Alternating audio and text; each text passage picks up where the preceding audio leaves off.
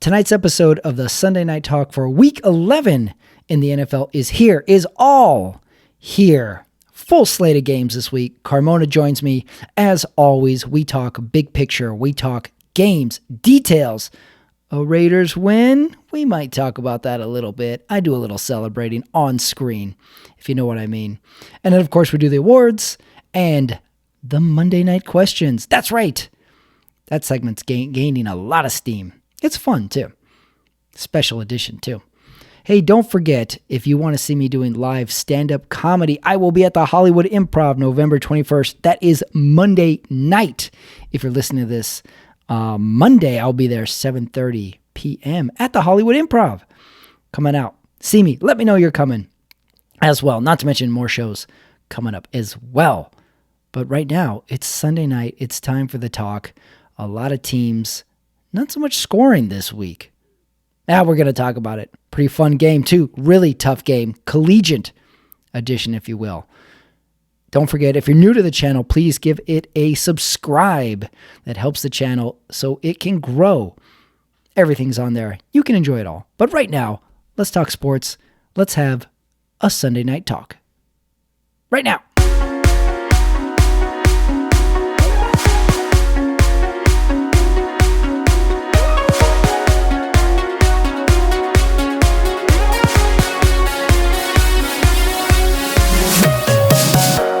It is Sunday night, recording this 8:24 West Coast time. Kansas City, LA Chargers just wrapped up. I would say our first Sunday night classic of the year. Kansas City gets the big win, 30-27. Omar Carmona joins me. He's got a headband on. He's ready to go for Sunday night as well. Headband's back. Tonight, I'll be in full 49er gear tomorrow, right? It's a international game, Mexico City, Monday Night Football. So I figured I'd rock the bandana tonight. Oh, that's, yeah, we got a lot of stuff going on for, before we even get to the games, Monday night is in Mexico City this year. Yeah. So be ready for anything, apparently, this year in the NFL. Yeah, well, Sunday night just wrapped up, and we took in another full slate of games. KC Chargers right here in LA at the SoFi Stadium, and Chargers were looking pretty frisky all game long. I really, with 2 minutes to go on Kansas City's final drive, I really had no idea who was going to win this game. Yeah, it was a close game, but that's the thing about the Chiefs. They, no matter who's on the bench, no matter who's hurt, these guys still find a way to win football games. So obviously they're very dangerous. And it seems like Mahomes and Kelsey at some point are just going to rip off a 30-yard gainer. Right. You just don't know when it's going to come. Somehow, some way, the Chargers were up to the task, though. Like, they're defending. I thought they broke their backs when they had the Eckler fumble, and then they come right back and they get a turnover back. I don't know if I would go as far as to say Chargers got to feel good, even though they still lost, but they were really going these were 10-9 rounds, 10-9 rounds, 9-10 rounds. And I thought they were going to pull it off for a second. Close. Other than that final drive being disappointing by the Chargers, they really didn't do a lot with the 31 seconds, but I thought they were up to the task today. I was thoroughly entertained by this game. Very, very good game. Yeah, and we have a battle of the AFC West. The Chargers come out and they just put a touchdown on the Chiefs, no problem. They just go down the field. And the Chargers got their receivers back. They had Keenan Allen. They had Williams back. Williams came back for what, 2 quarters? When did he go out? He was out again, but so it's just sad for Herbert because he hasn't had his full arsenal of weapons. He's got a quality tight end. He's got a quality pass catching, running back in Eckler. But without their 2 best receivers, it's been hard on Herbert, and it's unfortunate. But they're not out of it. They may still grab on one of those wild cards slots, and who knows? Anything can happen at that point. Yeah, talking November football. If you're in the hunt, the season essentially starts now. But I Yeah. also thought their defense was roughing up Mahomes pretty good too. Yeah, they got to him. They They got to got him. to him a lot, not enough to really stop him on that final drive. But like even like this was the most excited Chris Collinsworth was for calling a game too. I don't know if you Yeah, noticed that too. He I was did. excited. I have more Collinsworth notes than anything else of the game, but he's excited. Chargers are super strong early. They're roughing up Mahomes. And then somewhere in that third quarter, surprisingly, a lot of defense in this game. Both defenses were forcing punts, contested passes, and in the back-to-back turnovers. But let's go to that final Casey drive right off the bat. Like I said, I have no idea what's going to happen. And then all of a sudden, just the dam breaks, and it's like Kelsey touchdown. Right. I can't remember any penalties. Were there even penalties on that final Casey drive? No, I don't think so. It was just a real clean drive. Obviously, before that play, Mahomes kind of play action. He checked his reads and he took off. And that's where he's just so dangerous, where I think other quarterbacks may get 3 or 4 yards. This guy gets 23, 24 yards. Yeah, that big run was huge. And in an era, like I had some thoughts about quarterbacks in general today. In an era where it's quarterback driven, to have Mahomes just manning the gears of your offense, he's so intelligent. He's so composed. He's just, he's going to be a threat. Even if they didn't get that score, like, he's going to be a threat. And whatever situation comes, say it be clock, the time management, down management, like you just know he is so in control. I don't feel like he's going to make the mistake at all. So Mahomes was like big today. And we'll get to that game, but hey, call me crazy, but I'm seeing a little bit of Mahomes in Fields in Chicago. I think Weird. I am getting a little high on Fields. That brings me to some of my quarterback thoughts. I have thoughts on 3 quarterbacks / one NBA star that I want to get to today. One of them is Fields as well. Just going back to this game, it's at SoFi. I watched a lot of pre-game with this one. And, the only thing I'm disappointed about this game is like we needed more celebrity sightings in the stands. We got one Henry Winkler on the field. What was all that about? Before the game. Apparently he's a diehard Chargers fan, right?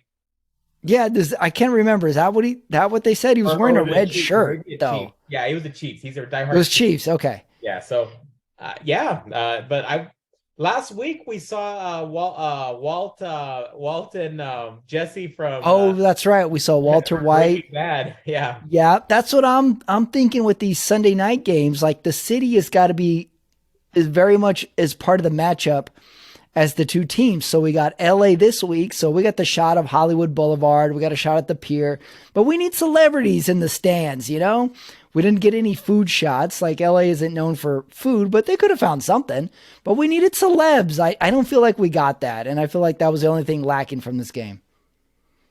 I'm with you on that one. I'm with you. We need to see at least one Kardashian. We need to see Snoop, and Dre would be nice. You throw in maybe when Giselle starts going back to LA and hanging out, that'd be nice to see her scoping out. Maybe Zach Wilson. Like Zach Wilson in LA when the Jets come to LA. Or maybe she starts dating Herbert in LA. How about that?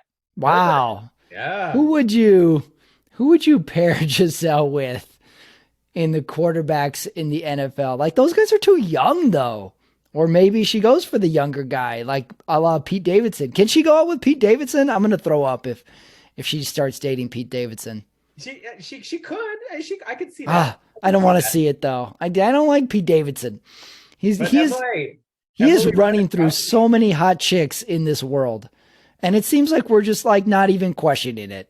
Who do I blame? Can I blame Pete Davidson? No, of course not. I can't blame Pete Davidson. Can I blame these droves of dumb chicks? Maybe. Can I blame society for maybe? I don't know where to stand on this, but I don't like it. Why are these chicks going out with Pete Davidson? Yeah, hey, he's got it. You think so? What do you think? I think it's a sense of humor, man. That wins. And then that leads me to my next question. Is Pete Davidson funny? I never known him to do anything funny. He's not. You think he's? I don't think he's not funny. Okay, I wouldn't say he's not funny.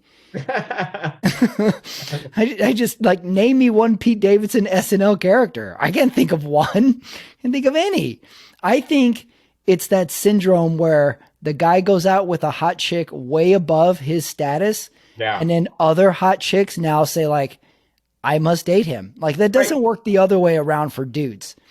It Sure, doesn't never. work. Yeah, never. Never. But for women, they want to say like, "Well, if this one hot chick is good, like he got her, I got to be in this hot club chick." Now, Yeah. I don't blame you, women.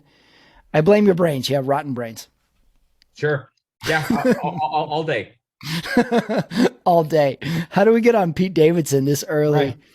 into the show? So, all right. So, no, we're November football now. This win for KC, I think, puts them clear in the leaderboard of class of the NFL. Yeah. It's Chargers, though, I mean, they're in the hunt for wild card now. Yeah. I don't know. I think this really hurts them. They could slide It's after a this the loss. game. The game hurts. The game Hurts. definitely hurts. But their Jets took a fall today. So I mean, there's some teams that that could have separated themselves, but they're because of a loss today, they're kind of hanging back there. All of a sudden, the Colts are kind of like hanging around again. It's a weird season. Colts are doing this to us again. We still have to figure out tomorrow night, but it's November football. So if your team has a winning record, the season starts now. Yeah, and Like, anything this can is happen. this Anything is can the happen. football season. This is almost like, okay, we weeded out all the underclassmen. Now we can have games. We've Right. written off a bunch of teams, and now the season starts. If you have a winning record or you're on the cusp. The So Chargers are one of those teams I think that could be maybe like this year's Bengals. oh yeah, yeah. It just gets really hot. And kind of a nice playoff run, but they got to get healthy. That's the key though. They got to get healthy. Yeah. And I can say that for the team they played last week and lost to, they San Diego lost 2 straight Sunday night games, but Niners too. I mean, again, another team that can make a run, but they got to stay healthy. And if they don't, then there's no chance. They don't right now. They're so injured that they can't afford any losses because they don't have the depth anymore. Yeah. And like speaking to that, we're halfway through the season. Who can stay healthy or what injury is going to devastate the team for the season?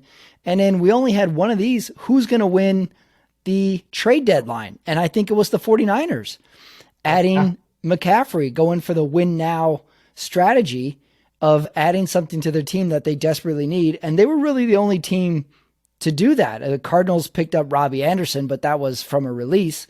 But trade deadline winners, it has to be the Niners as well, bolstering their offense. And after last week, seems like it's really paying off. Yeah, for sure. One more thought on KC, Los Angeles Chargers. Hey, what's your favorite Collinsworth? I have narrowed it down to 3 different types of Collinsworths tonight. Okay. You have number 1 is analytical Collinsworth. There was a play where Herbert throws it to, I think it was Williams before he went out, and Collinsworth goes, "You just hit, finally, they're recognizing how to throw against the zone. Look at that. He goes up and he just sits in. He doesn't need to continue that route. He finds the hole in the zone." I just love watching football unravel in front of me. Yeah. So you got analytical Collinsworth. Then you got disappointed Collinsworth. And I saw this when the Kansas City guy receives the kickoff, but he catches it right on the sidelines and then falls out of bounds so that the ball's dead there instead of letting it go out of bounds. Collinsworth just goes, you just can't do that. Yeah. Okay. That was awesome. And that's a great Collinsworth line. And then you got out of words Collinsworth. And that's when a big play happens and Collinsworth just goes flabbergasted. He's just flabbergasted. where he just goes, Oh my Wow. wow. I got analytical Collinsworth, disappointed Collinsworth, and out of words Collinsworth. Which one's your favorite? Out of words, flabbergasted Collinsworth is by far the best. It's so hard to beat because he cannot hide his emotion. He's just out of words.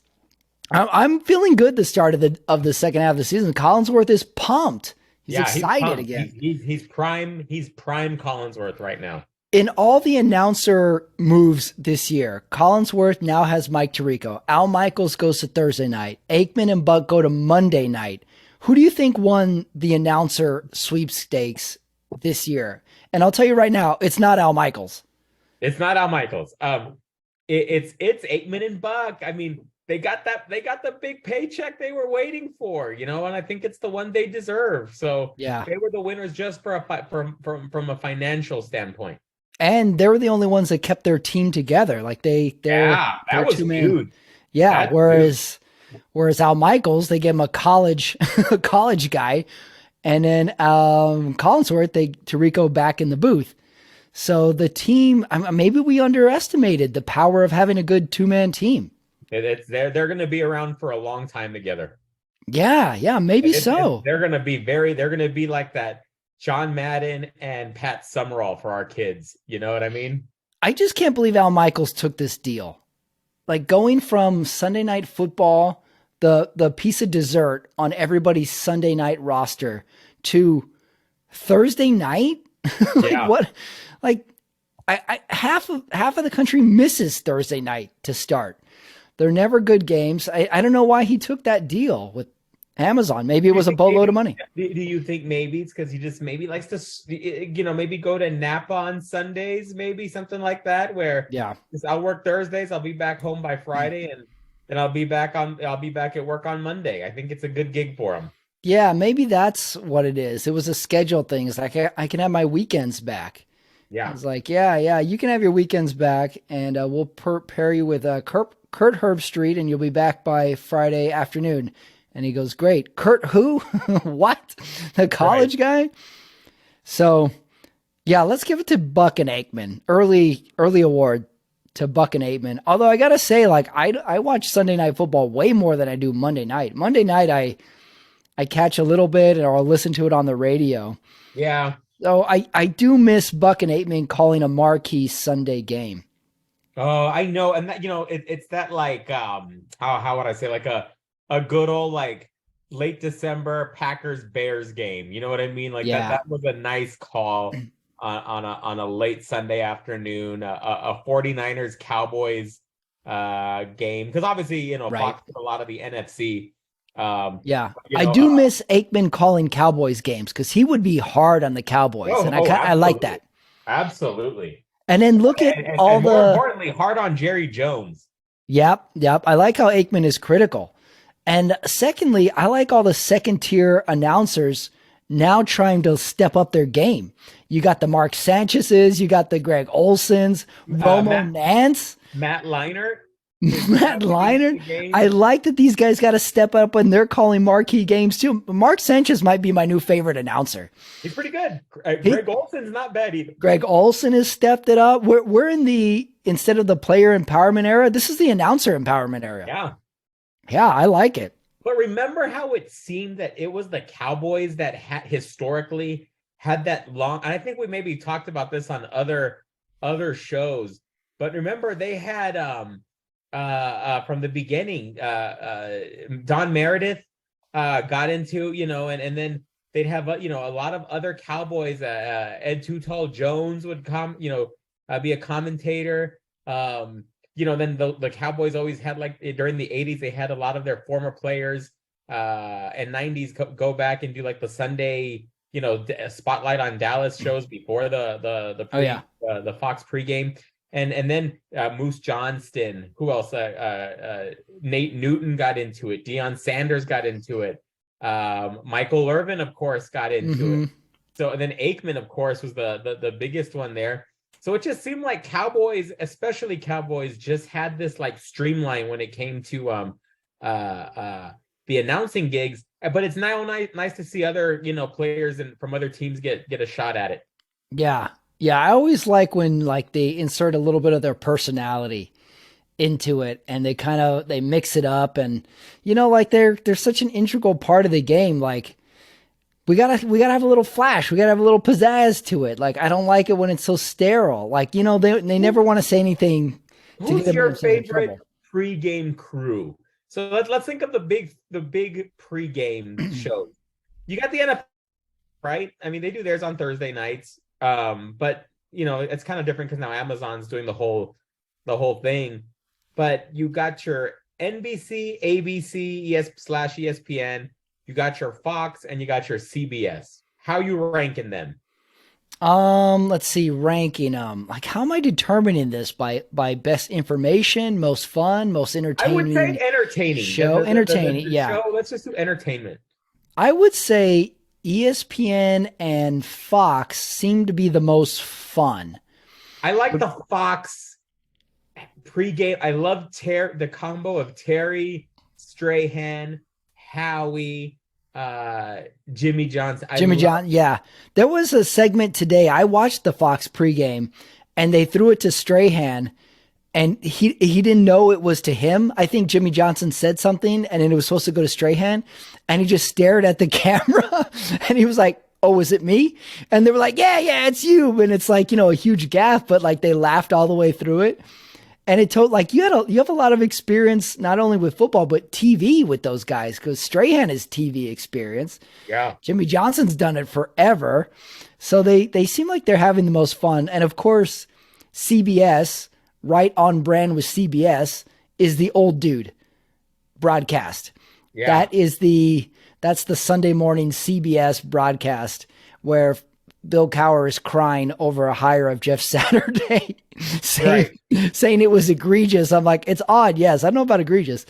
And Boomer Esiason just sort of pontificating. They have one guy who dresses with like sassy suits, but CBS is the most subdued.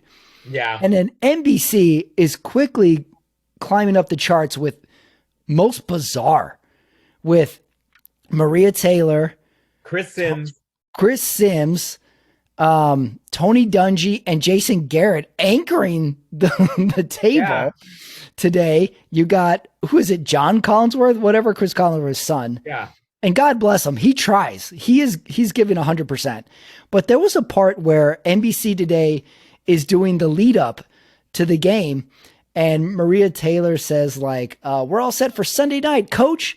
And Tony Dungy tries to give this intro. And he's like, the Chiefs come into Los Angeles and try and state their claim to the AFC West.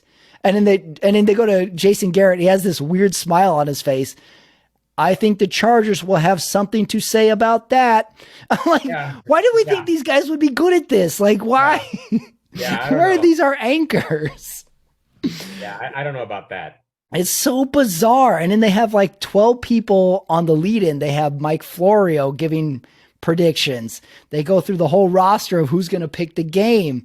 It's Right. bizarre. I don't get it. I still find it entertaining, but I never thought Tony Dungy and Jason Garrett would be leading us into Sunday Night Football. Right. Craziness. Craziness. So a couple other points with big picture starting today. We started this. We said the season starts now. We had a lot of really low halftime scores in the early games today, Yeah. which was unusual. And then just going back to Thursday night, can we officially write off the Packers now after Thursday night? We got to give up on them, right? It's gotta be. I'm going to give up on the Packers this year. Okay. I jumped the gun last week and said they were going to go on a run. And then this, I think, will never happen again. At some point in the early games, you could turn on the TV and you could say Jared Goff, Matt Ryan, Taylor Heineke, Baker Mayfield were all playing quarterback at the same time this morning. What a Crazy. murderer's row of quarterbacks. Yeah, but hey, Commanders are going to go with Heineke the rest of the way, even when Carson Wentz is ready to go. He is Heineke's the starting quarterback. Hey, he's won 4 or 5. You got to go with the Yeah. hot hand, especially if you're floating now. Again, we talked about being in that 500 to above 500 slot right now. So you got to go with the hot hand. So I like the Commanders call and going with Heineke. I like that. Yeah. Before we get to Washington, like I have to ask the question now, like, do we need to talk about Washington? Yeah, maybe. Are Maybe they going to be in the hunt for a wild card or a spoiler team? they're Because going to be a spoiler team, especially because now, again, you and I were never we've appreciated. I think I can speak for you on this. I think we've appreciated the strides teams like the Giants and the Jets have made, and as great as strides as they have made, they still got some problems. So I thought that their records really weren't as indicative as I think they have a lot of holes. I'm not saying they're a horrible team, okay? I'm not saying they're bottom dwellers anymore, but they they got some weaknesses, and now I think it's catching up to the Giants. I think they have inconsistent quarterback play with Daniel Jones. I mean, and the Lions handled them easy, and that was at home for New York. So tough football Sunday for New York. oh, bad. Oh man, the way the Jets lost today. Oh, Just just the Patriots are just going to be a thorn in the Jets side for what, 30 years? until Belichick is dead. Bill Belichick will be dead, and the Jets will still be like, I don't know about a Belichick coach team. It's going to be a tough week. Really, really tough New York football. Detroit put 31 points up. 31, and they're what? They were in the lead the whole game. Crazy, but That was crazy. Really a crazy Sunday if you think about it. We had low scores. We had a neutral site game because of snow. right. We had a Dallas Minnesota game that I don't think anybody would have predicted that outcome, that degree of outcome. So this Sunday night, the start of season 2 of the season, pretty interesting. And then of course, we finally get a Raiders win, which I don't know if that was on top of your storylines, but I bumped it up a couple spots on mine. That's good. It was a good win. And remember, Raiders have been on the other side Ah, of these close games, right? I mean, it's fair to say, right, that yeah. it seems like when the game is closer and the stakes are higher, they've been the ones to cave. So it was nice for them on the road to get that win, get that walk-off touchdown. Yeah, I think it was something where you write on the bulletin board for Raiders like, let's be consistent to Devontae Adams. Let's be consistent with running the ball, and let's always try and play the Denver Broncos. I think that's the lesson to be learned here, Right. is to play the Broncos. One more thought before we get into the games. Where are you on the Joe Montana Guinness beer commercial? Have you seen it? I've seen it. I'd rather You not don't talk. sound happy about it. I'd rather not talk about it. What do you mean? It. Why don't you like it? I don't like it. He's just getting another paycheck. That's all it is to me. You don't think he's like, it's a good, what if you and I are writing a Joe Montana commercial to pitch to him? You don't like the idea of the old man kind of sticking to the young guy? He's Joe from Pennsylvania. He needs to be drinking a Yingling or something like that, and not wasting his time with this Guinness. Oh yeah, that's true. The Guinness for the Pennsylvania faithful might be like, He's not a hooligan. He's not a Brit hooligan, soccer hooligan. He's Joe from Pennsylvania. So would you rather him stick to the Sketcher ads? Like, I think this is an upgrade. I like the Sketcher ads. I What? don't like the Guinness. Oh, I like the thought. I don't know if the commercial was perfectly executed, but I like the old man like sticking it to the young guy. Like, hey, you don't know the things I know. Like very, very Kevin Costner Yellowstone-ish. It was kind of like that. Like a few more. Let's get him a few reps. I need Joe Montana in my life more is basically what I'm saying though. Oh, all day. Okay. All right. Well, I think I can persuade you on the Joe Montana commercial before the season's over. Okay, we'll try it again. Okay. Are you a Guinness guy? I know you don't drink anymore, but. No, I never was. Oh, really? No, I always like Guinness. Never got into it.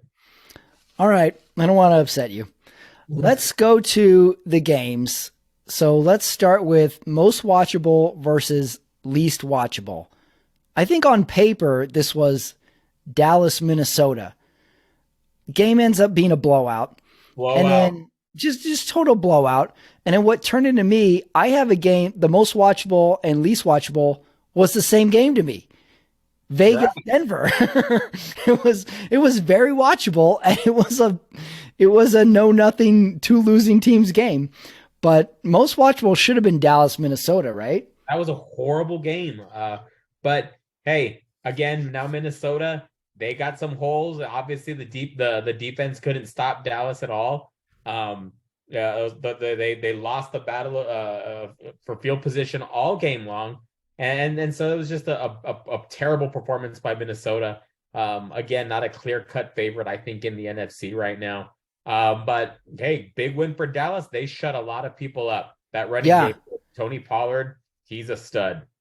I don't know if it's possible to say this, but can we say Pollard is an MVP candidate? He is He's so great. a couple more games like that, and we got to talk about him like that, right? He is everything to this team out of the backfield, catching passes. He's a Yeah. superstar.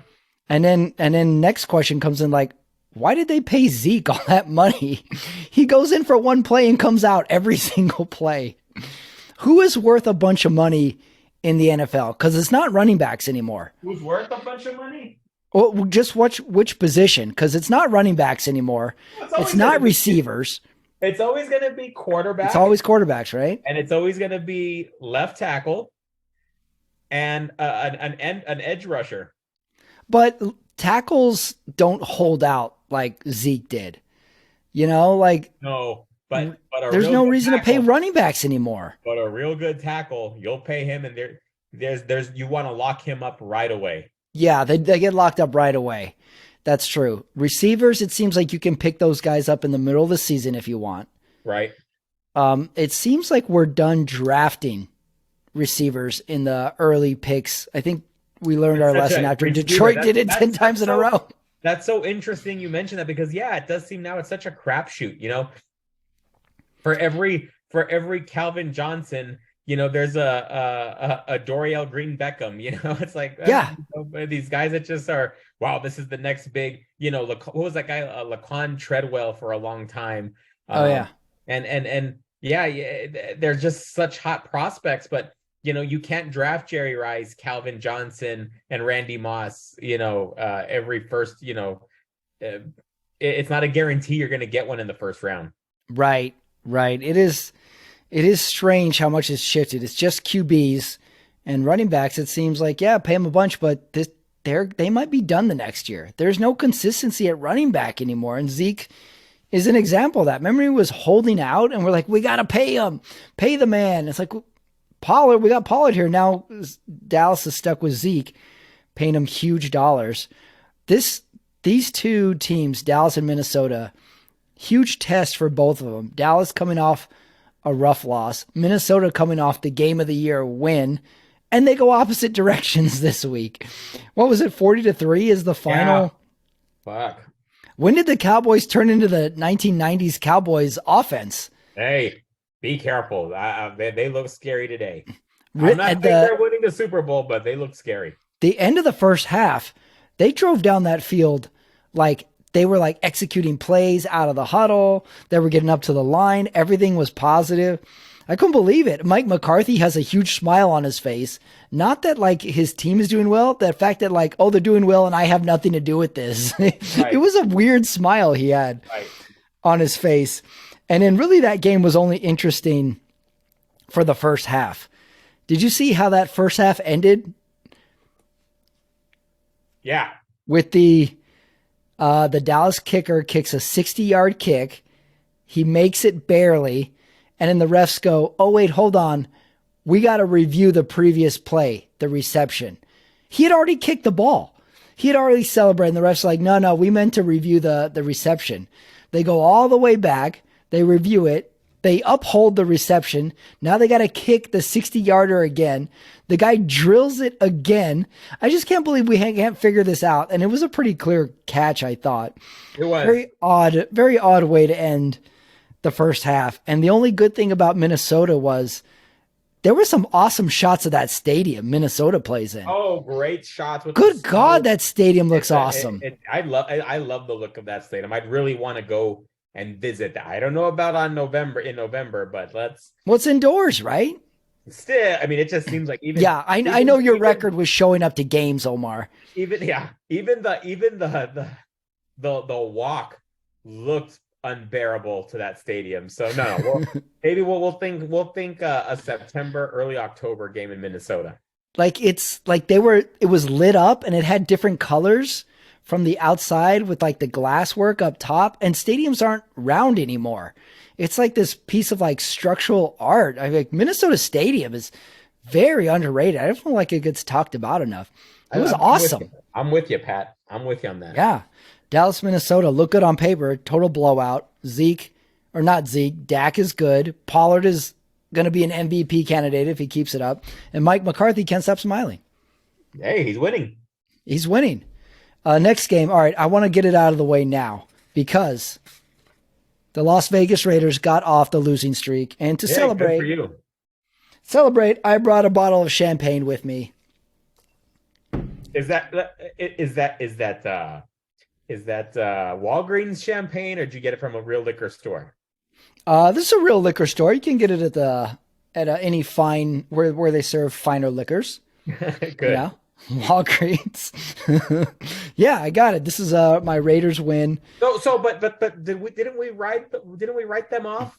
I still wrote them off. They're still off. But okay, like you can celebrate. Well, yeah, at this point to me, like I said, the season starts now. But for me, if you got a losing team, now the season's just fun. Like if they win, great. If they lose, doesn't matter because I wrote them off. I told myself I wasn't going to watch the game. I watched it anyway. And like I said, it was the least watchable game on the slate. Ended up being the most watchable game. goes into overtime. Now I have more overtime thoughts. But first of all, if we start with the Raiders, why is Josh McDaniels still the coach of the Raiders? Why? I don't know, but he got the win today. But his not because of him. No, his record is terrible. It's terrible. And also, if you're going to fire a coach, now I look at coaches of your team as a relationship. This is your wife or your girlfriend. We needed to fire him last week because now we can get through the holidays without him. Like you ever had that bad relationship and you're like, I hope he doesn't show up. I hope he doesn't come to dinner. Yeah, it's like, we got to break up before Halloween because I can't go through Thanksgiving with this person. I sure as hell can't go through Christmas and New Year's. We got to break up now. And that's how I feel with Josh McDaniels. We should have broke up with Josh McDaniels. And that way we can see who's staying on the team next year, who quits on the team. And every time he's on the sideline, it's an insult. It's an insult. I don't know what the hell he does. So I think we should have fired him last week, like a bad relationship. And I watched the game, and the announcers, I don't know who was doing the announcers in this game, but they must have said, that's just a miscommunication 55 times. I agree. At one point, Devontae Adams sits down on his route. Carr throws it 5 yards to the left, and they go like, "Oh, that was just a miscommunication." Derek Carr throws a ball in the dirt, and they're like, "That's just a miscommunication." They do it on the other side too with Russell Wilson throwing balls way over the head. Like that's just a miscommunication. Yeah. They must have said that 50 times. So I give it to the announcers getting really excited about a game of a 2-7 team versus the 3-6 team. God bless them.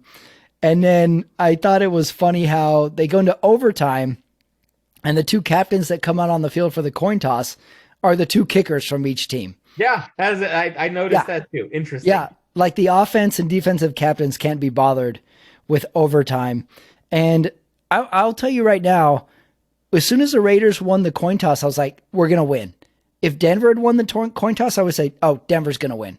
Overtime is so screwy that it's not football anymore. It's just this weird modified game of football. And even that drive, the Raiders just go down and get the touchdown. There were two guys wide open on that play to Devontae, and then the game was just over. But I was thinking about this. If I were to change overtime, what do you think about this? We start a game with a coin toss and one team says, okay, we're going to receive or we'll kick off the second half. But what if we have a second coin toss at the beginning of the game and that's for the overtime? Ooh. So you already know. Yes. So in case this game goes into overtime, we already know who's receiving the kick. Or maybe we make it one person kicks off to start the game. then that team receives, then the team that kicked off receives it in overtime, like that. So we predetermined that, and instead of having this weird overtime version, we just play on. Like maybe we just keep it's like a second halftime. Yeah. And we just play on. And in that way we can forget about the first touchdown wins, field goal, dual possession. We just know that way the team finishing overtime with the ball could factor this in too. Sure. That's mine. That's my idea for overtime. I like that. Yeah, beyond that Raider game, fun game, should have fired Josh McDaniels, but still won. Okay. Got my champagne. Good for you. All right, that was the Raider game. Let's go to some early games now, because those were the more fun games of the week. We talked about Washington, Houston. Okay, they beat Houston. I get it. But Washington is 6-5. Houston's terrible. They are terrible. They're terrible. They're terrible, and you know that because the Raiders beat them like 3 or 4 weeks ago. Terrible. So, we already talked about Washington. Could be a spoiler. Who's in their division? Oh, that's Dallas, Philly, Giants. Giants lost today. Giants. We talked about just I think an inconsistent quarterback right now in Daniel Jones. So there's that. So Washington trending up. Okay, this was a fun game, but mostly a weird game. Carolina at Baltimore. I think the Baker Mayfield headbutt era is now on ice again because he was back to sad Baker. He was sad Baker. He was. Baker. No offense on either side of the ball. Baker, that last drive where Carolina had a shot, I think Baker got sacked 6 times in a row. I don't know how you do that when you only have 4 downs, but somehow he did it. It was bad. It was bad. Yeah. I don't know if they are not a good football team, the Carolina Panthers. So no, not at all. Big changes need to be made there. And I don't know if this win really means Baltimore can be taken seriously again, because wasn't that game 3-3 for into the fourth quarter or something? That was a team that just played down to their competition today. I thought, you know, and let's go to another game that I thought did that. I thought the Eagles played down to their competition today, and you know they barely beat the Colts. So, also a team that did, you know, Giants, the team, you know, Cowboys, Commanders look like the 2 best teams in that division, and the Giants and Eagles looked real bad, and so that's going to be an interesting division to see who comes out there. I was watching the Philly Indy game, and the whole time I'm like, Philly's going to lose this game. Yeah. They look slow. And then talk about sad quarterbacks. Sad Jalen Hurts is back. Yeah. Sitting on the bench all sad. And I'm thinking, like, Jeff Saturday is going to win his 2 first games as a head coach, as an egregious head coach. He came close. They were up 10-3 at one point. Yeah, it. You know, I'm sure Cowher was biting his, you know, I'm sure he gets a little concerned if this guy reels off like 5 straight wins or something. He's going to look bad. But no, it was a close game. But again, Eagles don't look as impressive as their record suggests. You know, they got their first loss last week, and then they follow up with, I think, an uninspired performance. So I don't, you know, that's going to be an interesting division. Flipping games, Bears, Falcons. Wow. Oh, wait, can I give you one more thought on Philly, Indianapolis? I thought, like, oh, this is going to be the start of the slide of Philly. Like, Washington found them out. They can be beaten, and Indianapolis is going to steal this one. Philadelphia had a 4th and 2. They were down 6 points, and they go up to go for it, and they try and draw Indianapolis offsides. They don't do it. They use a timeout. Now they only have 1 left. I was like, what the hell are you guys doing? You guys are down. You're faking a 4th and 2. And they end up getting the conversion anyway on 4th down. But I was like, why? You're wasting your second timeout on a bluff? I didn't get that. So ugly win. But credit to Philly, because Indianapolis had the ball last. And we talked about it last week with Minnesota giving the Bills 12-yard cushions. And Philly brought it. They were like, we're blitzing. We're pressing these guys. Indianapolis went nowhere, and the game was over. So I'm like, I finally these coaches are not like, okay, we got the lead. There's Right. a minute left. Let's just back off a little bit. So Philly defensive win on that one. And then last night I forgot to say it, the Baltimore game. This was funny. There is a there was a point where Lamar is in a shotgun and they get a false start and they're going to do a QB sneak, a quarterback draw. They snap it to him. The refs blow it dead. He kind of pretends to run it. He realizes it's a false start. He punts the ball like 40 yards in the air. And all the defenders are like, where's the penalty? Like, are we just allowed to do whatever we want here? We have penalties for so many tickets. Lamar just punts the ball on a dead ball. I'm like, in a world where we penalize everything, this is a clear delay of game. Right, exactly. And then takes me back to the Mahomes thing. Some of these quarterbacks are so emotional. Yeah. Lamar Jackson, Baker, they will fly off the handle, which makes me so welcoming when like Mahomes is just so in control. Right. Yeah, of the game. I agree. And then this is my NBA point with, I don't know if you saw this game earlier in the week where whatever team Giannis plays for. The Bucks, they lose the game. He wants to shoot free throws after the game, and then the guy in the ladder needs to check on those rims. Yeah, the court staff is trying to take down the rims. He shoves the ladder once, and the court staff is like, what? And then he goes back and pushes the ladder over. Yeah. I'm like, well, what world is this? You can't do whatever you want. Yeah. The game's over. Right. Dude, and I feel that way with like some of these quarterbacks that just play so emotionally. Like you guys are going to hurt your team all the time. Like you can't just punt a ball, Lamar Jackson. So I'm a little refreshed by the Patrick Mahomes and then Steph Curry's of the world that really play with their heads and keep their emotions in check. Yeah. Interesting basketball observation there. It was a bit of a reach, but I had to go for it. I could have played myself off. What other games? Okay, let's talk about this team you seem to love for some reason. Chicago at Atlanta. Yeah, I'm liking their trajectory right now. I think they're going to get behind. They keep losing though. I know, but they're in games and again, they're just going to have to surround Fields with some protection, and he's going to come along fine. So be on the lookout in the next few years for Justin Fields. That's all I'm going to say about that. Falcons got the win today. I'm still not impressed with them at all. Me neither. I just maybe this was least watchable. Maybe it was actually a good game though. You know, it was. Yeah, you're right. It was a good game. Yeah, Chicago to me is a team that is good highlights, bad team. Yeah, and it's also like Saints Rams wasn't a bad game to watch either. But both teams don't impress me. You know what bothers me about Fields is the eye test. He's running, he can throw. Every time he goes to the bench, he looks pissed off. Yeah. It's like Aaron Rodgers has been coaching him in the summer. It's like, whatever you do, go to the bench and look upset with everybody. Yeah. So the leadership thing bothers me when it comes to the eye test with Fields. Yet he has these awesome runs, these awesome passes every now and again. Good highlights, bad team. Okay, let's hit that New Orleans game. LA Rams at New Orleans.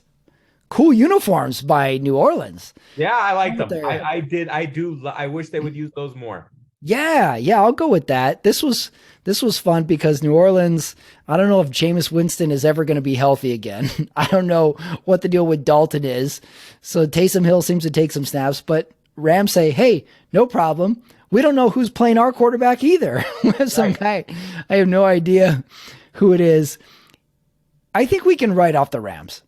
Yeah, we can write off the Rams. I really do. They're too injured. They're too old. And with Cooper Kupp out, they have no offense. They have no offense. And it serves them right because last year they went all in for the win now strategy. They got Stafford. They're like, all right, he's got a year left in him. OBJ. We got Kupp. We got Beckham in the middle of the season. We're going to win now. And next year, fuck it. And it's time to pay the piper. This is not their year. They don't have it. They had linemen retire last year as well.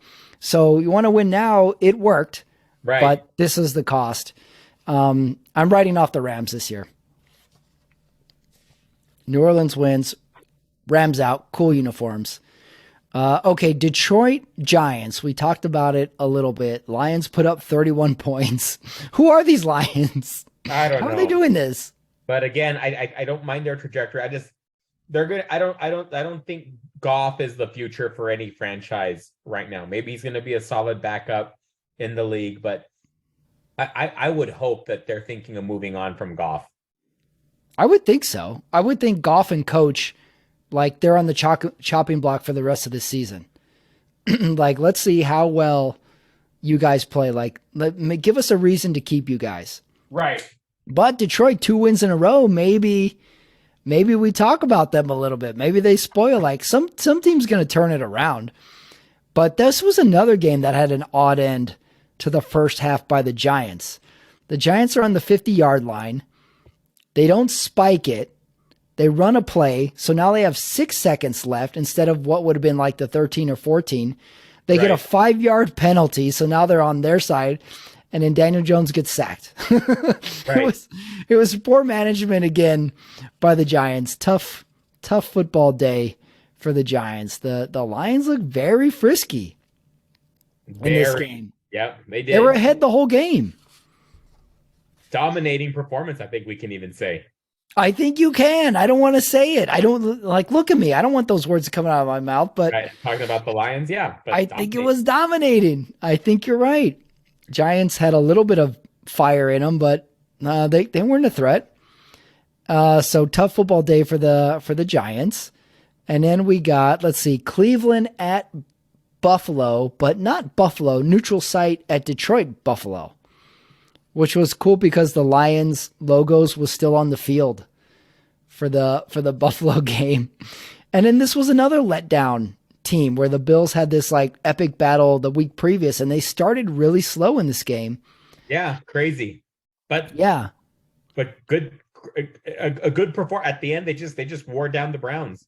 Yeah, this was another win ugly game and the Bills just grinded out an excellent win. You're like, guys, this is the one where the coach in the locker room goes, guys, we got the win. Let's get on the bus. No talk. Like, let's just get on the bus right now. And let's just move on to next week. I did like how that one game-sealing touchdown pass, Josh Allen throws what looked like a 120-mile-an-hour bullet. Oh, yeah. So hard that, like, when they did from the end zone camera angle, Josh Allen falls down from throwing the pass. Like, he just unloaded it. For sure. And then, I don't know if you noticed this, maybe it was my TV. The Browns looked extra orange. This game. Did it? Was it you too? I saw it too. It's kind of like they did the wash in hot water, and the Browns were super orange in this game. I liked it. Definitely. It's off. Jets, New England. What is 3-3 in this game? No offense in this game whatsoever. 3-3 in the fourth quarter, and I'm telling you right now, I'm glad this game didn't go into overtime. As soon as games go into overtime, it's a different ball game. So I'm glad this ended in regulation. So this led me to this question. When was the last time these two teams played each other in November and it actually meant something for both teams? I know. Yeah, what world is this? It's a crazy times we're living in right now. The Jets needed to win. The Patriots needed to win. It's 3-3 in the fourth quarter. What the hell's going on here? It's November. Yep, but hey, good game, and what a way to end. Clutch. Just was an 84-yard punt return? That's crazy. Yeah, New England receives a punt. We think it's going to go into overtime. They return it for a touchdown. 5 seconds left. Game over. Game over. Just over. Just over. Fun early game. And then lastly, Cincinnati at Pittsburgh. Another win ugly game. And then flip this one. This is a silly uniform matchup. I don't like the Bengals in white. Do you? They look like a high school team. I don't mind it, but I don't like those Steelers. One linebacker came out and said that he thought the Steelers ran the same play too many times. I mean, that's not good if your opponent's telling you that, my friend. I think this game was 5 hours long too. Because I was watching it along with the Raiders game. The Raiders game goes into overtime and I look up and I think there was still 10 minutes left in the fourth quarter of this game. This Crazy. game was Yeah. a marathon. It wouldn't end. Somehow the Steelers still had a shot with an onside kick. So Cincinnati back on track. And I'm ready for Cincinnati to make this run. I'm ready for Cincinnati to take some of the lead Come here. back. Yeah, Do you think they have it in them? They seem kind of banged up too. yeah, and we'll see. But I think they got the talent to do it. So we'll see what's how Cincinnati finishes the year. Hmm. Who's the Cincinnati division? Pittsburgh, Cincinnati, Baltimore, and Steelers. I'm sorry, right, Pittsburgh, Baltimore Browns. I'm sorry. right. So they're going to win this division, right? Well, If we Baltimore is yeah, Baltimore, right? They could get on track, but they didn't look good today. no, it's Like if I ask you right now, pick one, Cincinnati or Baltimore. Who you picking? I'm gonna go. I'm gonna go with Cincinnati. Me too, 100%. Yeah, Baltimore I was like not their impressive. I like their running game. Yeah. So Cincinnati on track. So it's a week of like teams got on track. Not too many question marks, just more a couple write-offs like Green Bay, couple curious wins. Like this was like a win ugly Sunday. Yeah, it was. It was. But can I tell you my experience on how I watched football today? Oh yeah, you were talking about this. It Go was ahead. nothing special, but maybe you should try this sometime. Hmm. I was watching Sunday Ticket Red Zone channel, or I would be on like the one that has the multiple, the mix. Oh, the four screen or the Yeah. or the other one. The other one, the all game mix. Yeah.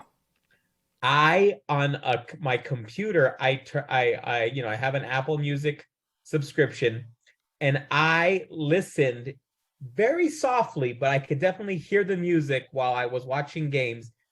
Old school football films music. What do you mean? Like you found some sort of Of albums of like the old like 1970s, with the trumpets playing. Oh yeah, yeah. The who is that composer? John Frisse. No, that's the narrator. Yeah, yeah, I know what you're talking Which about. one I'm talking? Yeah, Yes. great stuff. And it was just I could just hear it, and it made the game more exciting to me. So you sort of scored your own football viewing. So you put on, let me get this straight. You put on a soundtrack to football you wanted to listen to while football you were watching? Yes, Whoa. I never thought of that. it was great. I really enjoyed it. There was enough to watch a whole game to? Oh, then you go into other. Apparently, there's a ton of albums. America's Game, the NFL has put out, and like there's like 5 volumes or 6 volumes of that.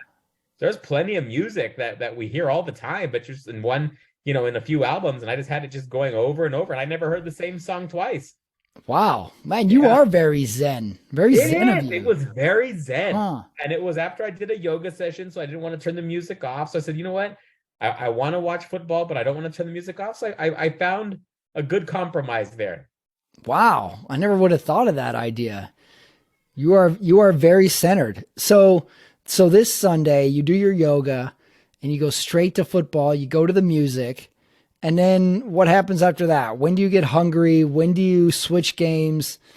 How do you handle this? Because I get overwhelmed by the games somewhere at the start of the late games. Since I've lost some weight, but I've been doing it through fasting. So my body's used to it. Like I don't start getting hungry till like 3 p.m, which is weird, Huh. Yeah.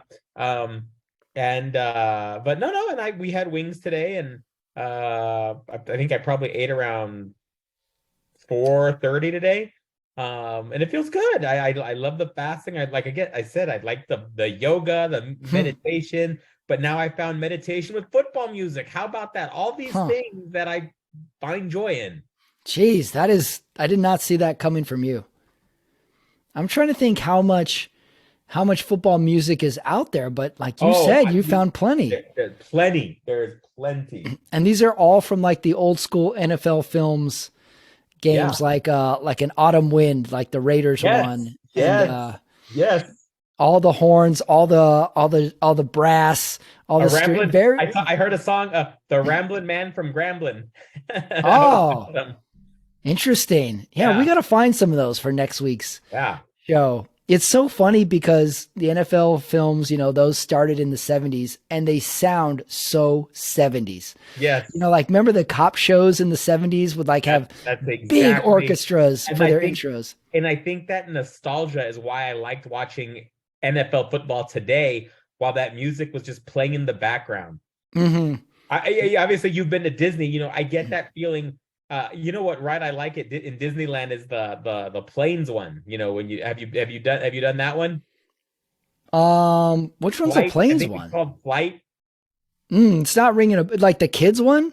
Yeah, it's like from the movie, but like it kind of takes you up and like you're kind of like in this like this huge theater and you're kind of like flying through like these different scenes and it's pretty neat. But when you're in line, it's kind of playing you very nostalgic, old Ah, school music, and you get that feeling, wow, I'm about to get on a badass ride. Well, I found that today, had huh. some music, and it was a badass ride watching football all day. So Jeez. I want to keep this up. Wow. Zen and the Art of Football Watching by Omar Carmona. Yep. Hmm. Never would have thought I that. don't know if you can hear this. Give it a little volume. Oh yeah. Right. Yeah, there's the Monday night theme. Yeah, so I mean, this was just on. Hey, look, I haven't even turned it off yet. I mean, it's been all day. You're gonna be one of these guys that has to go to sleep with headphones on. And you're just gonna listen to it. You're gonna have it blasting. I'm with you on the 70s ones though. Yeah, it was fun. Just this artistic composure of music and brass. And in like at first thought, you would never think to put that with football. I give Right. it to Steve Sable Sr. and the whole idea of making a football film and being an auteur of football. Makes me want to go back and watch some of those in their entirety. Oh, they're great. They are so it's because it's so funny when you watch those again, and then like you find like when Soldier Field had like this hard turf. It wasn't grass. It was just like this Yeah. hard sheet of concrete. Old Texas Stadium had that old turf. Hmm. So that's fun to watch. Yeah, he was making these little movies, these films, if you will. I remember one on who was the Vikings player that went to law school after his career? Jim Oh, Marshall? Jim Marshall. Was it Alan Page? Jim Marshall. Alan, it was Jim. Yeah, it's Alan Page or Jim Marshall. I don't know. But there was a film on him essentially becoming a lawyer. not only that, but then now it's gonna bother me if I don't know which. It's I I get think it's, them confused. Is it yeah, Alan Page? I think you're right. It's Alan Page. But there's also like he would go on these wilderness adventures. And there was a shot of him in like Yes, full bear, Alan Page. Alan Page, and then he became a judge, right? He was a judge in the Minnesota Supreme Court, Yes, right. like the highest state court in Minnesota. Yeah, and they made this film about him, and it was equal parts football and his other life, but it was interesting. He would do these nature walks, and there's a shot of him walking in this driving snowstorm, and he's got the huge bearskin hood over. He's in the boots. The snow is knee high, and it was just this interesting look into what an NFL player was beyond the field. Like now we know everything about our players.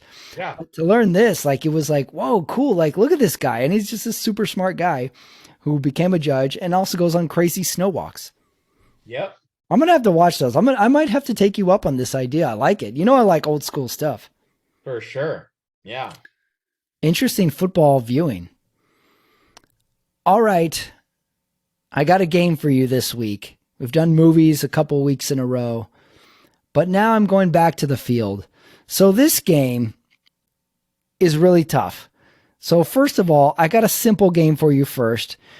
I watched a little college football this weekend, so it got me into college for a little bit. Oh, UCLA USC was a great game. I watched a little bit of that. I keep tabs on University of Utah, see how they do. I watched the Tennessee one, was interesting. So I got a little bit into colleges.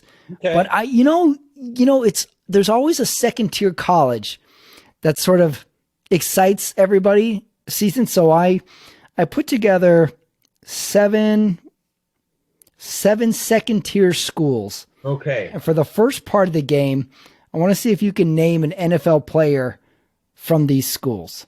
Okay. And there's I'm playing the game too. There's some of these I'm looking at. I'm not sure. So here we go. We'll start with number 1. TCU. LaDainian Tomlinson. Yep, I got the same one for that one. Purdue. Drew Brees. Vanderbilt. Jay Cutler. We're 3 for 3, and I had all the same 3. Now some tougher ones. Boise State. Kellen Moore. Oh, good one. You already beat me. I had nothing for that one. Georgia Tech. Calvin Johnson. University of New Mexico. Brian Urlacher. University of Tulsa.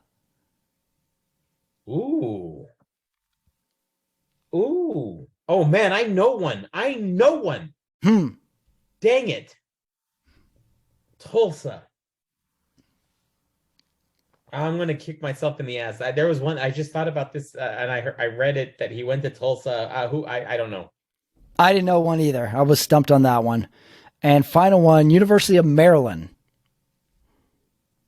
Oh, man. Boomer Esiason. Oh, nice. I had Frank Reich. Was he Maryland? I believe so, I think he was. but I'm pretty sure Boomer was too. Yeah. Right. Okay, second part of the game. How many Ivy League schools can you name? Okay. Do you have the list right there? I have the list. Okay. Ready? Ready. Can you tell me how many there are? You won't tell me that. Let's go blank. I'm not going to tell you how many there are. Okay. Harvard, Yale, Princeton, Dartmouth, Brown,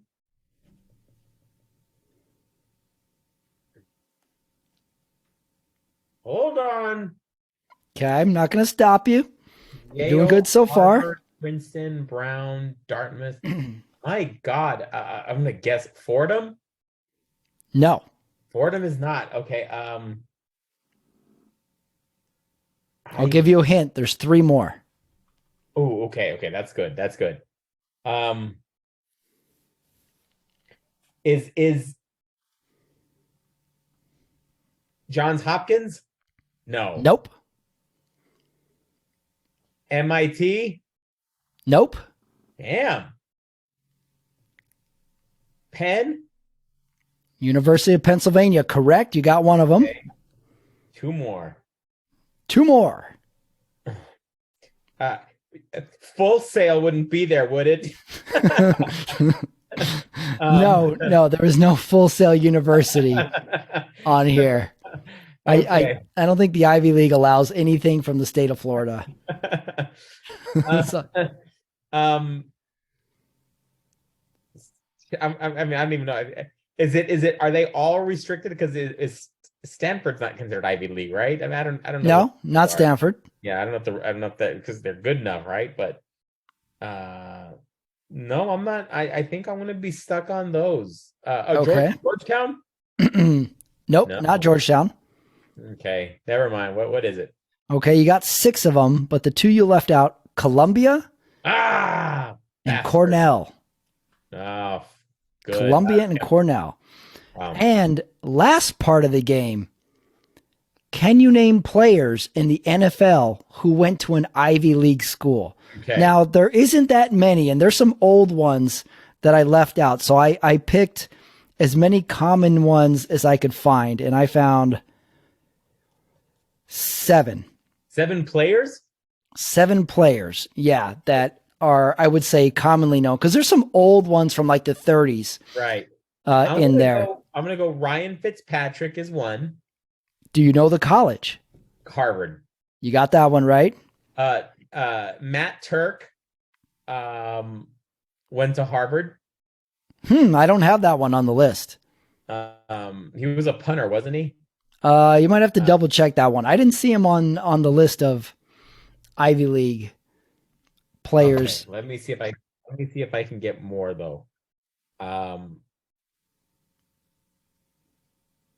This is tough. I'm looking at it and I can see you guessing two more of these and that's it.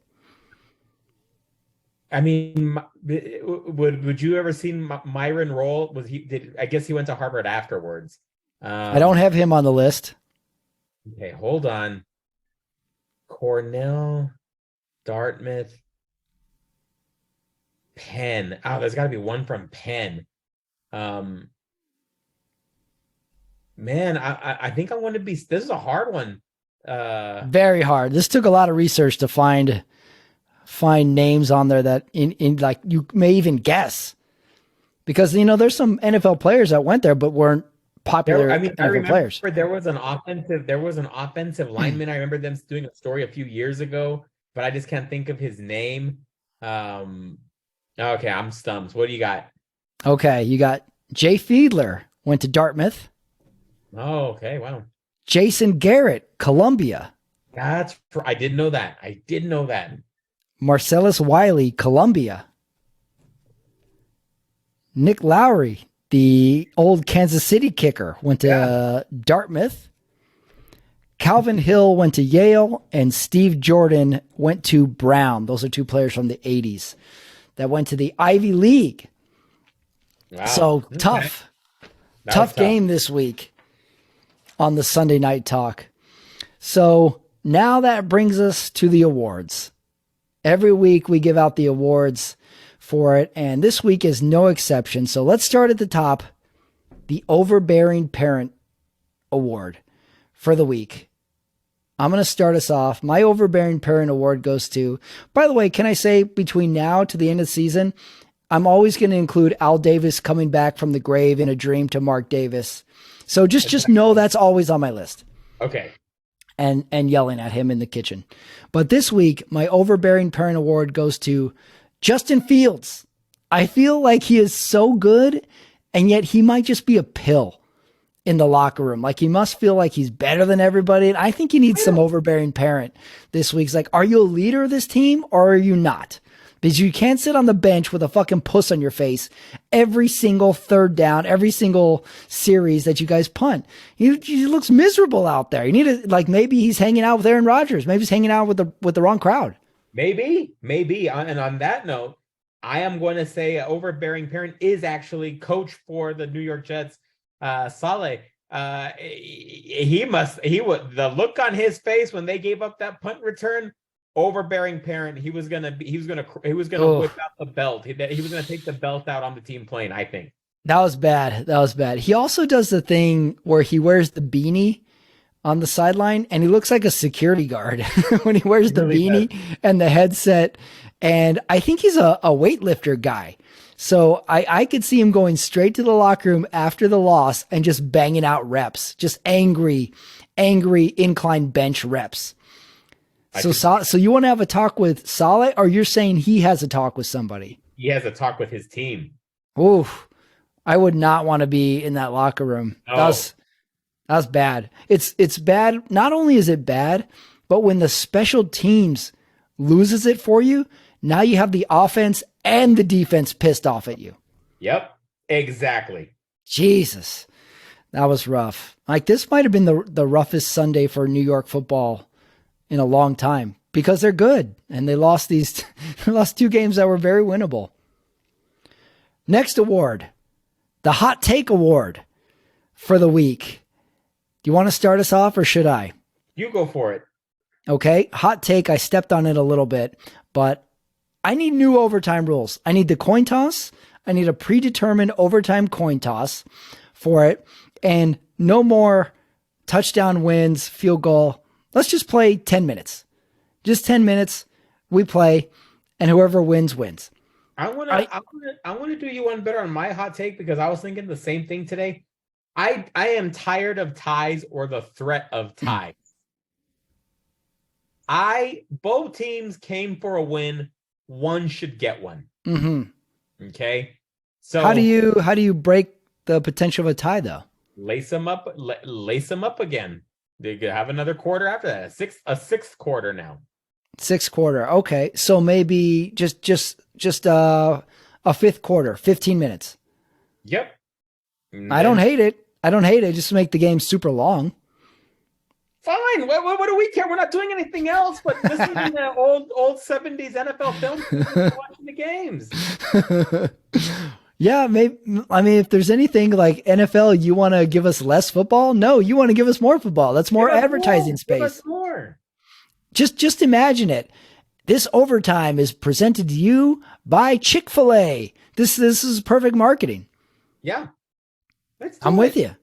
Hey, what about this idea? The idea of, how you can foul out in the NBA? What if you could foul out in the NFL? Like too many. Can you imagine? Like too many pass interference calls. Like if you get 3 against you, you're disqualified. Or if you get too many false starts or, what about that? Can you foul out in the NFL? That'd be fun. Right. That'd be nice. That'd be interesting. Okay. And then my other hot take was we need more celebs at SoFi. Like this was just a huge miss. Yeah, today was. It's the Sunday before Thanksgiving. We can't pass out tickets to celebs. We have no shortage of celebs in this town. I'm with you on that one. Let's get a few shots of them in the luxury box. Let's get the stars of the hit TV show La Brea. Let's get some shots of them.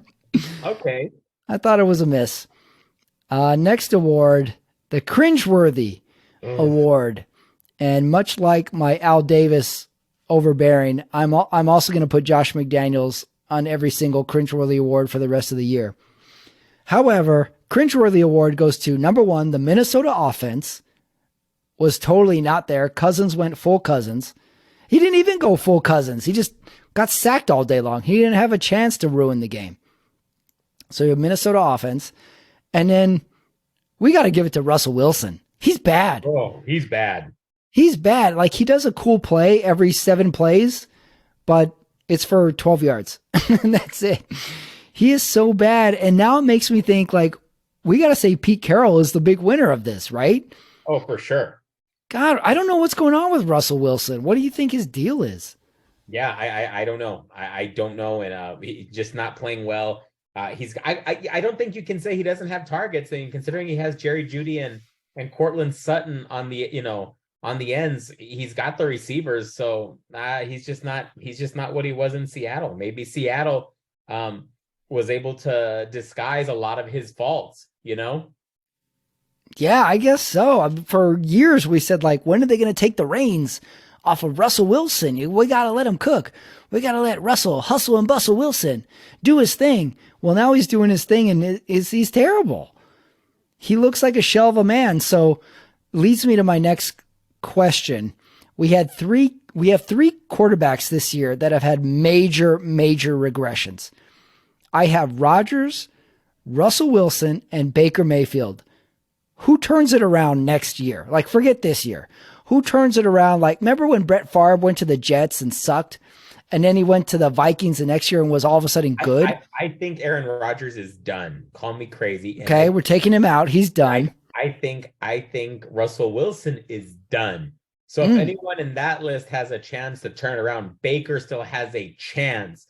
But he's got to be in the right system, and he's got to get better. But he's got a chance. I don't think the other two have a chance to turn it around career-wise. Did I leave out any regression quarterbacks? Who else is regression? I think what we can say that I don't think Tannehill's as good as he was. I don't think Derek Carr's as good as he was. Did Derek Carr have anything to regress from though? he's always on the cusp of falling out of the boat. It's unfair because then you have a player like Matt Ryan. He's just getting older too, and he's not gonna. Oh, Matt Ryan would be a good regression. Yeah, he's not gonna be the same Matt Ryan. Okay. Yeah. Goff is one that. Yeah, I mean, did he really regress from anything? He's always been Jared Goff. So right. I don't know. It's a tough category. This is really tough. Of all of them, Baker has the chance just because he has more career left. Right. And exactly. That's what you got to go with when you ask that question. Yeah. Yeah. Regression question. What was that? What was your cringeworthy award? Cringeworthy, obviously just the loss for the the Jets today to lose that way. That was just terrible. But also the last 8 quarters for the Philadelphia Eagles, just not impressive. Not an Oh, impressive. yeah, yeah. Yeah. Okay. I always like that when a stat carries over between two games. They're like, it's been 7.5 quarters since they, you're like seven and a half quarters. That's a Collinsworth nugget. Mike, I used to call these games with Al, and he really wouldn't let me cook. So I have a few stats I want to throw at. And also, it seems Tirico he's just game to let Collinsworth do whatever the hell he wants. Yeah, I'm okay. He's okay with that. It's like he's got a good. Tirico knows, like, hey, I got a good gig here with Chris. Yeah, Tirico's like, hey, I was in this booth once before, and they took me out. I'm just happy to be here.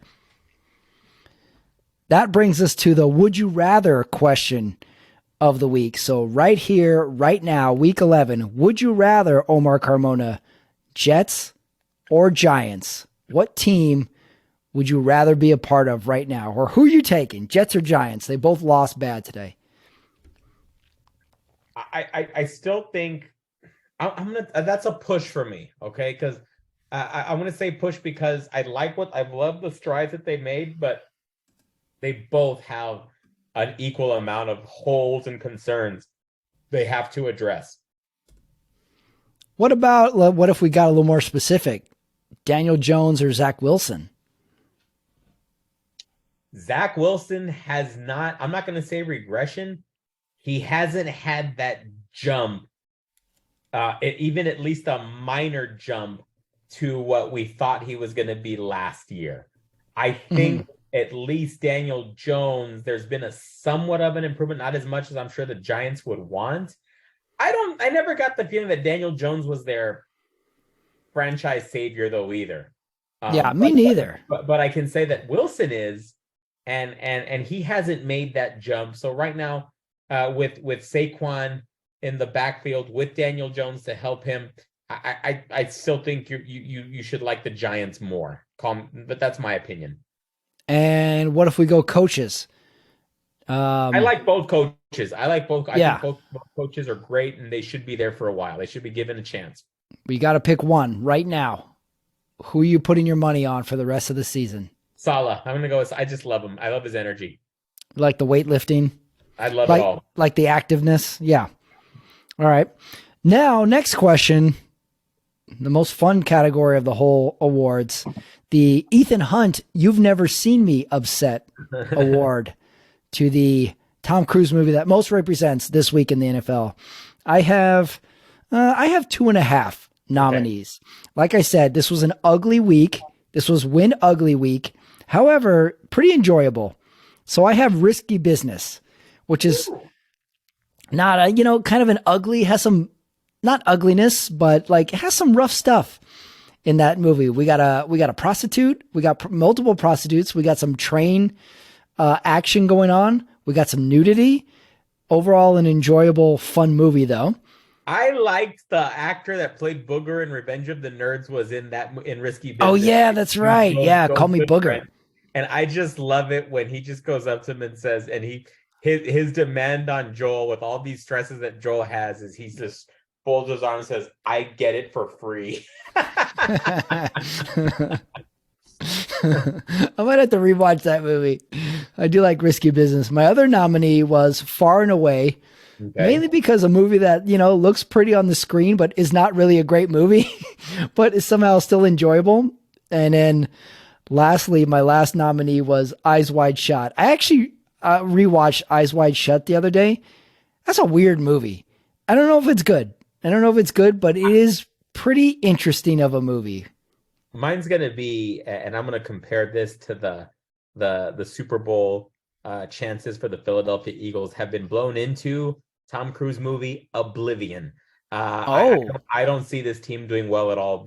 Over the last 2 games, I've seen enough to say I don't see much for the Philadelphia Eagles moving forward. Yeah, I'm with you. Like maybe a lot of fanfare, a lot of like critics love Oblivion. Tom Cruise is back, and then you watch it and you're like, yeah, it's okay. Yeah, it isn't great. The best part is when even in the future, Tom Cruise has a futuristic motorcycle. Yeah. It's like, all right, the earth is out of resources. This technology is taking water from the earth. You have to defend it. Got it. And when do I ride the motorcycle? Like, no, Tom Cruise, is set in 31, 34 a year. The earth is falling apart. Where's the motorcycle? We'll get your motorcycle. Fine. I love it. Okay, lastly, who won the week in the NFL? Oddly, I have one nominee. Okay, stadiums. Stadiums? Minnesota Stadium looks awesome. SoFi and the city shots look awesome today. Atlanta Stadium's beautiful. Buffalo got snowed in. No problem. We'll just move it. Stadium ready for you. We can still have a game. So I'm going to go stadiums. I'm going to go with, I want to back you up on that one. I want to say I think they won the week too. Stadiums. Okay. And then, of course, the Dallas Cowboys offense won the week. So yeah, so that was great too. Yeah, if we're to actually pick a team that performed the best this week, is it Dallas? Dallas. The most convincing win, right? Absolutely. Yeah. Okay. Hard to disagree with that. Well, those were the awards for Week 11 in the NFL on the Sunday Night Talk. But wait a second, Omar. The week is not over. Because Monday night is still to happen. So, wait a second. Monday night is a little different this week. Because it's in Mexico City. That's right, everybody. So, your San Francisco 49ers are going up against the Arizona Cardinals, who is currently on Hard Knocks in season. I don't know if you're watching any of that. Very interesting. So, are you ready for the Mexico City edition of the Monday Night Questions? Let's go. All right. Will Jimmy G throw more or less than 2 touchdown passes? Less. Ooh. I know you do not give Jimmy G a lot of slack. No, less. Do we even know who will start at QB for Arizona? Kyler will start. Is he starting? Is that for real? I don't know. That's my prediction. He will start. All right. Where were you on Colt McCoy last week starting? He wasn't bad. Just seems like everybody loves Colt McCoy, like all-American boy. Yeah, that's true. Question number 3. How's your Spanish? No muy mal. No muy mal. I've never known you to not speak Spanish, but I don't speak Spanish, so I don't know if your Spanish is good or not. No. But I've heard you speak it before. Do you have confidence in your Spanish? I'm okay. I mean, I represent a lot of clients, and we have to speak Spanish, so yeah, I'm okay with it. Oh, really? Okay. Better Mexico movie, Man on Fire, or From Dusk Till Dawn? Oh, Man on Fire. That's not even a real question to me. Oh yeah, me too. I like that movie. Dark movie. So you mentioned that you've been watching the Cardinals Hard Knocks in season. Who's more likely to say, calm the fuck down? You to your son or your son to you? Tomorrow, it's going to be me to him. He's not going to like the Arizona product. Wow, house divided. That's right. You're going up against your son's favorite team. Yep. Wow. And then finally, call the game, Omar. From Mexico City, San Francisco against Arizona. 49ers 24, the Arizona Cardinals 13. Wow. Well, that was it. Those were the Monday Night Questions, Mexico City edition. I think you nailed it once again. What Mexico City, like, they've had games there before, right? Yeah, they have. They had remember that showdown, the Chiefs and the Chiefs Rams a few years ago, that big shootout. That was Mexico City. That was in Mexico City? Or maybe it was No, that was here. It was supposed to be in Mexico City. And what happened? Think of the field. Remember something happened to the field? Oh yeah, there was field issues one year. And so they played it in LA. That's right. That's right. Field issues. God, get your shit together, Mexico. You have an NFL game and you blow it. I did see the camera, the footage today of the field. It looks good, but then again, I'm not there to actually like see what these observers. Speaking of, we didn't talk about the Jacksonville Jaguars concessions. About 120 citations today announced they had rats and rodent feces in Jacksonville? Did they even play today? In the concession. They didn't, but Oh. but they released the concession, so that's something kind of gross. That throws you off. Florida, man. They've been through a lot. They had a hurricane. They got Jacksonville. They're going to have some rats. Jeez. What about World Cup? Are you going to be down with World Cup this year? I just saw that the U.S. plays tomorrow. I have this has always been one of my favorite things to watch, Patrick, and I've always been a soccer fan. I'm a little sickened by the whole Qatari. It's not a place to have the World Cup. I think because of the human rights violations too. I get political sometimes, and political Carmona coming out, and this just reeks of corruption. The fact that they got a World Cup, you know what I mean? Like it just reeks like heavy pockets were made heavy with bribes, and it's just I don't like it. So I don't know how much I'm gonna watch. All right, very good. I had to get a rant out of you somehow. Yeah. So you're not going to watch? Oh, okay. Well, U.S. plays tomorrow, but that's probably what I'll watch. Okay, that's fair. I'm looking forward to it. I'm trying to get into a November World Cup this year. So, all right. Well, that was the Sunday Night Talk for Week 11 in the NFL. Your team tomorrow. You still have to stress out tomorrow. My stressing out is done. So I feel good about that. I'm not saying the Raiders are back. I still wrote them off, but all right. The second half of the season has begun. For Omar Carmona, for me, Patrick Ramirez, this has been the Sunday Night Talk for Week 11. Thank you, Omar. Okay, that is it. That is the episode. That is the Sunday Night Talk for Week 11 in the NFL. How'd you do? How's your Sunday? Do you feel your season has just begun? If your team is winning, you probably do. You're still going to watch. I'm still going to watch. My team's done. I'm still going to watch the games. But they won. I had champagne. I can't complain about that. Don't forget, if you want to see me doing live stand-up comedy, I am at the Hollywood Improv Monday night. That is November 21st at 7:30 p.m. Come on out. See me. More shows coming up. But don't forget, if you're new to the channel, give it a subscribe. It helps. It helps a bunch. I need your help.